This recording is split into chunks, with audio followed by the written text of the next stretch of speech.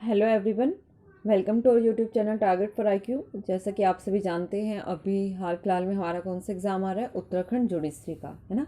और इसके बाद में पूरी संभावना जताई जा रही है कि उत्तर प्रदेश सिविल जज की भी वैकेंसी आएंगी। ठीक है, आप सभी को पता है, देखिए 2018 में वैकेंसी आई थी, तो 19, 20, 21, है ना, 3 साल हो गए हैं, तो भाई आनी तो चाहिए, चाहे 95 आए, 150 आए, कितने भी आए, लेकिन आनी चाहिए, है ना। तो इसी के रिगार्डिंग है ये इंटरनेशनल लॉ की जो हमने सीरीज चलाई हुई है। नेट जेआरएफ का एग्ज़ाम होता है तो वहाँ भी आता है, मैंने आपको जो हमारा फर्स्ट लेक्चर था इसमें भी बताया था, और अभी भी। ठीक है, तो देखिए फर्स्ट में हो गया डेफिनेशन, हो गई हमारी, कुछ बुक्स देख ली थी हमने। और इसके बाद हम क्या देखेंगे, इसके बाद देखेंगे हम सोर्सेज ऑफ इंटरनेशनल लॉ। ठीक है, क्या है, अंतर्राष्ट्रीय विधि के स्रोत क्या हैं भाई। सबसे डेफिनेशन के बाद में अगर हम कोई भी लॉ देखें, जुरिस्प्रूडेंस देखें या कुछ भी देखें, तो हमें क्या पता होना चाहिए कि भाई ये सोर्स क्या है ना, इसके स्रोत क्या क्या थे।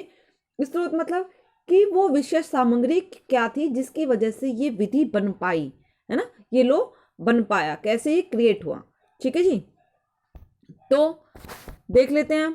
जैसे कि हिंदू लॉ आपने पढ़ा होगा, हिंदू लॉ में क्या होता है, primary sources of Hindu law, secondary sources of Hindu law. ठीक है, जैसे रूढ़ी, स्मृति, ठीक है, भाष्य, टीका, वो सब होती है वहां पर। तो यहाँ पर भी कुछ इसी प्रकार के सोर्सेज होंगे, तो इसे डिस्कस कर लेते हैं हम। सबसे पहले देखेंगे कि अंतर्राष्ट्रीय विधि के प्राथमिक स्रोत। ठीक है, primary sources of international law. अब सबसे जरूरी बात क्या है, सबसे जरूरी बात है कि भाई देखिए, हमें primary sources of international law सारे पता होंगे, secondary sources of international law भी पता होगा, लेकिन उसमें क्वेश्चन क्या पूछेगा, एग्जामिनर तो घुमा के क्वेश्चन पूछेगा, है ना, सिंपल सी बात है। तो उसमें क्वेश्चन क्या पूछ लेता है, क्वेश्चन पूछ लेता है कि भाई जो अंतर्राष्ट्रीय विधि के जो स्रोत हैं, जो सोर्स हैं, वो कहाँ पर दिए गए हैं। तो ऑप्शन में दे देगा यूएन चार्टर में दिए गए हैं, है ना, या फिर किसी पार्ट का नाम दे देगा कि महासभा में दिए गए हैं या सुरक्षा परिषद में दिए गए हैं, ऐसे करके सोर्सेज दे देगा। आईसीजे में दिए गए हैं, या फिर नन ऑफ द अबव, या इनमें से किसी में नहीं दिए गए हैं, या फिर इनमें से सभी में दिए गए हैं। तो भाई ये मोस्ट इंपोर्टेंट ये क्वेश्चन है, तो ये किस में दिए गए हैं, इंटरनेशनल कोर्ट ऑफ जस्टिस में दिए गए हैं। किसमें, इंटरनेशनल कोर्ट ऑफ जस्टिस में। ठीक है, अब इंटरनेशनल कोर्ट ऑफ जस्टिस के कौन से, इंटरनेशनल कोर्ट ऑफ जस्टिस के किस में दिए गए हैं, संविधि में दिए गए हैं उसमें भी। ठीक है, उसमें भी किस में दिए गए हैं, उसमें भी संविधि में दिए गए हैं वहां की। और किस, कौन सा आर्टिकल है, आर्टिकल है हमारा 38। ठीक है, अंतर्राष्ट्रीय जो कोर्ट है, अंतर्राष्ट्रीय कोर्ट, ठीक है, ऑफ जस्टिस है, उसकी संविधि के अनुच्छेद 38 में क्या दिए गए हैं, अंतर्राष्ट्रीय विधि के स्रोत के बारे में बताया गया है, व्याख्या की गई है, एक्सप्लेन किए गए हैं, लिखे गए हैं। ठीक है, तो कभी नहीं भूलना इस बात को, कहाँ पर दिए गए हैं, आईसीजे की संविधि में। ठीक है, और आर्टिकल कौन सा है, 38 है भाई। ठीक है, आई थिंक आपको बहुत अच्छे से, ये अगर आप अच्छे से समझ लेंगे तो आप कभी भी उसे भूलेंगे ही नहीं। चलिए, लिखा हुआ भी है अंतर्राष्ट्रीय विधि के प्राथमिक स्रोत, अंतर्राष्ट्रीय आर्टिकल 38(1) ऑफ आईसीजे के संविधि में दिए गए हैं। ठीक है, स्टेट्यूट में दिए गए हैं। अब कौन कौन से स्रोत हैं हमारे, प्राथमिक स्रोत कौन कौन से हैं, अब ये देख लेते हैं। तो भाई देखो, प्राथमिक स्रोत कौन से होंगे, सबसे पहले अगर बात की जाए तो अंतर्राष्ट्रीय अभिसमय।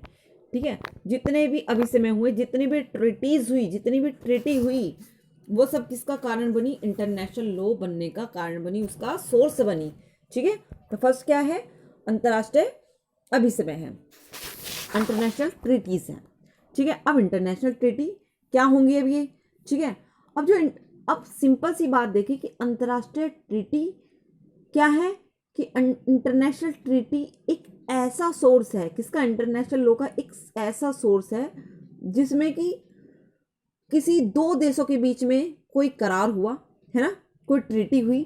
ठीक है, जिसके द्वारा दो या दो से अधिक जो राज्य होंगे, जो देश होंगे, ठीक है, अंतर्राष्ट्रीय विधि के द्वारा क्या कर रहे हैं, आपस में संबंध स्थापित कर रहे हैं, है ना। दो या दो से अधिक राज्य या देश क्या कर रहे हैं, आपस में क्या कर रहे हैं भाई, संबंध स्थापित कर रहे हैं, तो ये क्या हो गई, ट्रीटी हो गई। ठीक है। तो इंटरनेशनल ट्रीटी किसका कारण बनी, क्या है, सोर्स है इंटरनेशनल लॉ का। अब इंटरनेशनल ट्रीटी भी दो तरीके की होती हैं। फर्स्टली कौन सी होती है, विधि निर्माण करने वाली, कि क्या करेंगी, लॉ को क्रिएट करेंगी, ठीक है, कि हम दोनों आपस में मिलकर एक विधि बना लेते हैं, फर्स्ट हो गई। और सेकंड होगी उन दोनों राज्यों के बीच में कोई कॉन्ट्रैक्ट होता है, उससे रिलेटेड कोई वो ट्रीटी कर लेते हैं, ठीक है। तो ये हो गई क्लियर। इसके बाद में है अंतर्राष्ट्रीय प्रथा, इंटरनेशनल कस्टम, ठीक है, क्या है, इंटरनेशनल कस्टम है। अब देखिए भाई, कस्टम क्या है, बहुत पुराने टाइम से कोई भी चीज है ना, लगातार कोई भी एक आदत हमारे द्वारा लगातार निरंतर प्रयोग की जा रही है ना, जिसमें कोई भी विरोध नहीं कर रहा है, ठीक है, वो कानून के क्या है, कानून के विरोध में भी नहीं है, तो उन्हें क्या मान लिया जाता है, प्रथा मान लिया जाता है। इंटरनेट तो जो भी ऐसे कस्टम है इंटरनेशनल, जो भी ऐसे कस्टम है वो भी क्या हुए, सोर्स ऑफ इंटरनेशनल लॉ हुए, ठीक है। जैसे कि कुछ राज्यों के पॉलिटिशियन क्या रिलेशन हो गए, ठीक है, कुछ इंटरनेशनल जो ऑर्गेनाइजेशन है, जो इंस्टीट्यूशन है, उनके व्यवहार, ठीक है, ठीक है। इसी तरह कुछ कोर्ट के जो डिसीजन थे, है ना, जो कस्टम के रूप में यूज किए गए, तो ये सब क्या बने, अंतरराष्ट्रीय विधि के स्रोत बने, सोर्स बने। क्लियर हो गए, दो हुए भाई।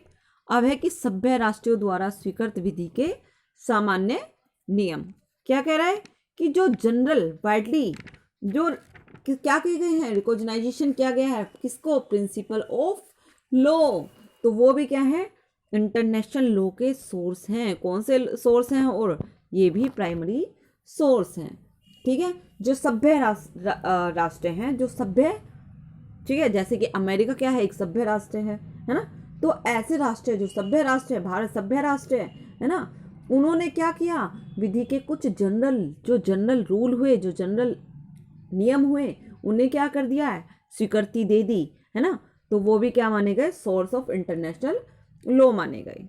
क्लियर। और इसी के साथ में एक और है भाई, न्यायाधिकारियों एवं न्यायालयों के निर्णय, डिसीजन ऑफ किसके, नेशनल और लोअर कोर्ट के जो डिसीजन हुए वो भी क्या माने गए, सोर्सेज ऑफ इंटरनेशनल लॉ के प्राइमरी सोर्सेज माने गए, ठीक है। अब यहाँ पर क्या है कि कैसे निर्णय कैसे होंगे, जो इंटरनेशनल लॉ जो है, जो इंटरनेशनल कोर्ट है इंटरनेशनल जुडिशियल डिसीजन जो होंगे वो आ गए इसमें, है ना, और जो स्टेट के जो निर्णय हुए, है ना, स्टेट की जो कोर्ट हैं उनके जो निर्णय हुए वो भी इसके अंतर्गत आ गए। क्लियर हुआ। अब देख लेते हैं भाई अंतर्राष्ट्रीय विधि के कुछ गौण स्रोत। अभी ये तो प्राइमरी सोर्सेज हो गए, है ना, कि मेन मान लिए, लेकिन कभी कभी क्या होता है कि कुछ चीजें मेन सोर्सेज से ना पता चल पाए तो उसके लिए गौण स्रोत का भी सहारा लेना पड़ता है ना। क्लियर है। जैसे कि अगर हम हिंदू लॉ हैं, हिंदू लॉ में कोई बात देखें तो रूढ़ि, स्मृति, भाष्य, टीका और निबंध, है ना, ये सब चीजें आई, ठीक है। लेकिन इसके अलावा ये प्राइमरी सोर्सेज हो गई प्राचीन समय से, लेकिन नए क्या है, नए वालों को क्या बोलते हैं, गौण स्रोत बोलते हैं। तो वो कौन से हुए, विधायन, लेजिस्लेशन, आज के टाइम पे लेजिस्लेशन बना रहा है, ठीक है, जुडिशल डिसीजन हो गए, साम्य सदविवेक वाला हो गया, है ना, इक्विटी वाला हो गया, तो ये सब क्या हुआ हमारे, मतलब नए वाले जो हैं। सेकेंडरी सोर्सेज क्या है, जो अभी नए वर्तमान में प्रयोग किए जा रहे हैं, तो वो गौण स्रोत में आते हैं। तो ये कौन कौन से हैं, न्याय शास्त्रियों एवं भाष्यकारियों की रचनाएं, जो न्याय शास्त्री हैं, जो जुरिस्ट हैं, है ना, और जो स्कॉलर हैं, उन्होंने जो राइटिंग की है, जो उन्होंने कुछ लिखा है, तो ये क्या है, ये भी गौण स्रोत के रूप में यूज किए जाते हैं, ठीक है। क्लियर। इसके बाद में है अंतर्राष्ट्रीय संस्थाओं के अंगों के निर्णय, कि decision of the organs of international institution, क्या है भाई, वर्तमान युग में मॉडर्न टाइम आ गया है ना, जो इंटरनेशनल ऑर्गेनाइजेशन है, इंटरनेशनल इंस्टीट्यूशन है,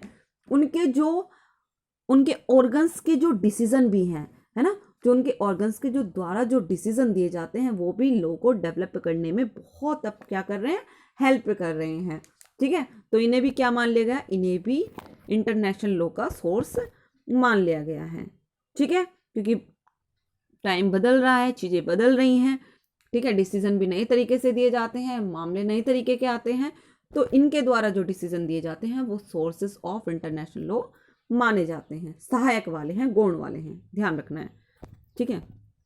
अब ये बात हुई हमारी आर्टिकल 38(1) की, है ना, किसकी, 38(1) की बात हो गई। अब क्वेश्चन क्या पूछेगा, अब क्वेश्चन पूछ लेगा भाई एक्स इको इट बोनो का प्रावधान दिया गया है ना, कहाँ पर, इंटरनेशनल लॉ के अंतर्गत, तो ये कौन से आर्टिकल में है ना, एक्स इको इट बोनो का प्रावधान कौन से आर्टिकल में है, तो ये भी आर्टिकल याद रखना है, आईसीजे की संविधि का आर्टिकल 38(2) है भाई, ठीक है, क्लियर है। एक्स इको इट बोनो, और एक्स इको इट बोनो को बहुत अच्छे से ध्यान रखना है, कहाँ पर प्रावधान है, 38(2) आर्टिकल में, ठीक है। यहाँ क्या करता है, यहाँ कह रहा है कि यदि दोनों पक्षकार क्या हैं, दोनों पक्षकार अपनी कंसेंट दे देते हैं, यहाँ पर कोर्ट क्या करेगा, कोर्ट अपना कोई भी अड़ंगा यहाँ पर नहीं अड़ाएगा, कोई बात है उसे करने के लिए दोनों क्या कर रही हैं, पार्टीज क्या कर रही हैं, डिसीजन अपनी कंसेंट दे देती हैं कि हाँ भाई ये इसी तरीके से होना चाहिए, ठीक है, तो इसे कहते हैं एक्स इको इट बोनो। तो कोर्ट क्या करेगी, उनकी दोनों की कंसेंट के आधार पर निर्णय, डिसीजन दे देगा, ठीक है। अब पूछा जाता है कि एक्स इको इट बोनो में किस तरीके से डिसीजन दिया जाता है, मोस्ट इंपोर्टेंट है, ठीक है, बार बार ये क्वेश्चन पूछा जाता है, ठीक है।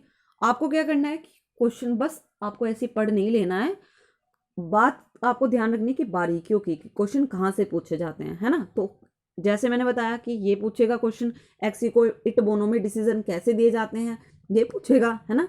तो आपको पता होना चाहिए कि एक्स इको इट बोनो के जो प्रावधान हैं उसके अनुसार न्यायालय के लिए जरूरी नहीं है कि वो मामले को विधि के अनुसार ही निपटाए, ठीक है।